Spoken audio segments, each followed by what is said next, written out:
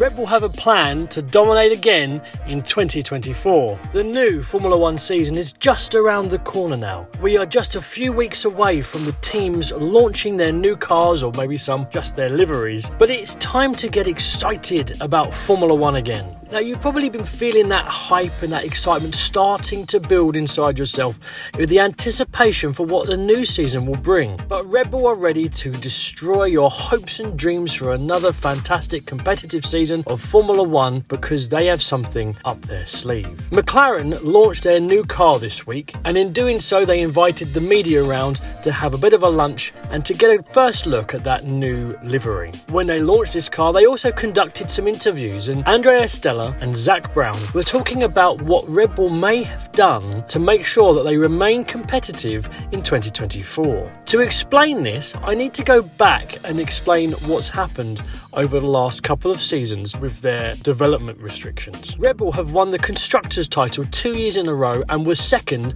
the year before that. That means that they are at the top end, the very top of the reductions of wind tunnel and CFD testing for their car. They also received a penalty of 10% for breaching the cost cap in 2021. Now, they come out at the beginning of 2022 with a car which is far beyond everybody else.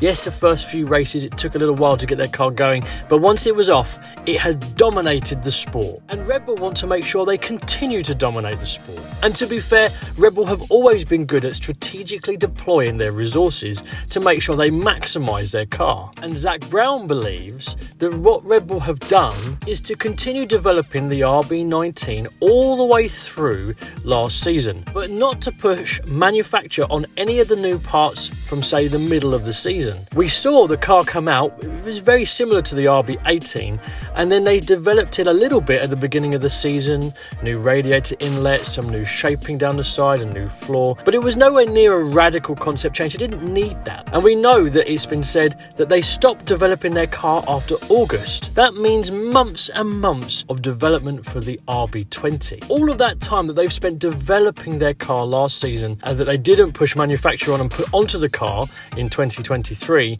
is going to be deployed on the 2024 car so that they can continue to maintain their dominance over the rest of the field. Now, we know that Mercedes, Ferrari and McLaren are all pushing hard to catch up with Red Bull. But this is a big blow if they have deployed themselves this strategically, and to be fair, they can do that because they were so far ahead of the field, they didn't need to be pushing manufacture on loads of parts straight away. They just needed to keep themselves ahead of everyone else, which they did through the entirety of last season. Then they were so far clear they could stop developing the car. So what Zach Brown is saying makes an awful lot of sense.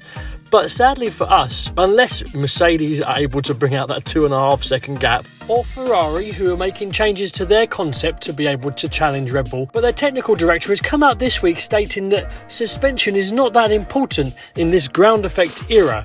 The thing that Adrian Newey spent the entire winter developing, the rear suspension of the Red Bull, he thinks is just not worth spending the time on, and instead should be spent on aerodynamics, which puts a question mark onto how competitive Ferrari are really going to be next season. And McLaren, who have a good foundation to build off of from last season, but still have a long way to go to catch Red Bull. So unless one of these, or maybe somebody else in the field, but they seem such a long way off, are able to get a big performance jump this winter, it's hard to see how we're going to have a competitive season in 2024. I really want a competitive season. I don't know about you, but I am so ready to watch cars fight it out on track right at the front. And something to note is that this last couple of seasons are the closest the cars have been across the field, but it seems like the gap at the front is even bigger. And for some reason, that's the thing us Formula One fans really focus on. The other thing of note is how competitive Max Verstappen was. Even if the car isn't as competitive as it was last season,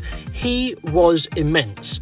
He took that to a whole new level. The harmony between Max Verstappen and Red Bull and their current development of cars is just something on a whole new level. And it is really hard to see how any of the teams could topple them at this point. But we have all of the team launches coming up. We don't know what they've been working on, and you never know in Formula One when things are going to turn around. So we can hope that things will get better in this new season. Now, I'd love to hear your thoughts on this, on Red Bull's development strategy and what Zach Brown has said about Red Bull for next season. Please leave your opinions in the comments below.